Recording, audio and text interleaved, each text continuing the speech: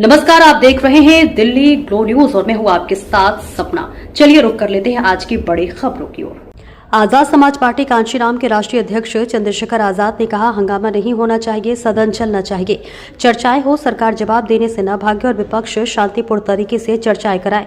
सरकार चाहती है कि सदन न चले, लेकिन जो बुनियादी मुद्दे हैं जैसे रोटी, कपड़ा, मकान, शिक्षा, चिकित्सा, रोजगार, महंगाई, इन सब पर चर्चाएं होनी चाहिए। उत्तर प्रदेश के रामपुर में एक अधिवक्ता थे, उनकी गोली मारकर हत्या कर दी गई। ये कैमरे में कैद है। इसके लिए मैंने आवाज उठाई।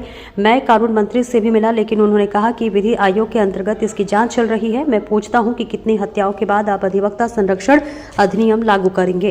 देखिए, हंगामा नहीं होना चाहिए, सदन चलना चाहिए, चर्चाएं हों, सरकार जवाब देने से भागे ना और विपक्ष जो है शांतिपूर्ण तरीके से चर्चाएं कराएं। जितने दिन पार्लियामेंट चलती है तो बहुत सारे विषयों पर चर्चा होती है। सरकार तो चाहती है कि सदन ना चले, तो सामंजस्य से सदन चले और जो बुनियादी मुद्दे हैं देश के, रोटी, कपड़ा, मकान, शिक्षा, चिकित्सा, रोजगार, महंगाई, इन सब पे कानून व्यवस्था, इन पे चर्चाएं हों, सरकार को जवाब देना पड़े। हालात बहुत खराब हैं। मेरे प्रदेश उत्तर प्रदेश में एक अधिवक्ता थे रामपुर में, फारूक साहब, उनको गोली मार के हत्या कर दी गई, कैमरे में कैद हुआ। इसके लिए मैंने केंद्रीय कानून मंत्री जी को पत्र लिखा, मैं उनसे मिला, मैंने यहाँ पार्लियामेंट में आवाज़ उठाई हाउस में। उन्होंने जवाब दिया, कहा कि ये जो लॉ कमीशन है उसमें ये अंडर जो है एग्जामिनेशन ही मामला चल रहा है। मैं केंद्रीय कानून मंत्री से पूछना चाहता हूं कि कितने हत्याओं के बाद आप एडवोकेट प्रोटेक्शन एक्ट लागू करेंगे? क्या अधिवक्ता की जिंदगी मायने नहीं रखती? मैं एक अधिवक्ता हूं, अधिवक्ताओं के दर्द को समझता हूं।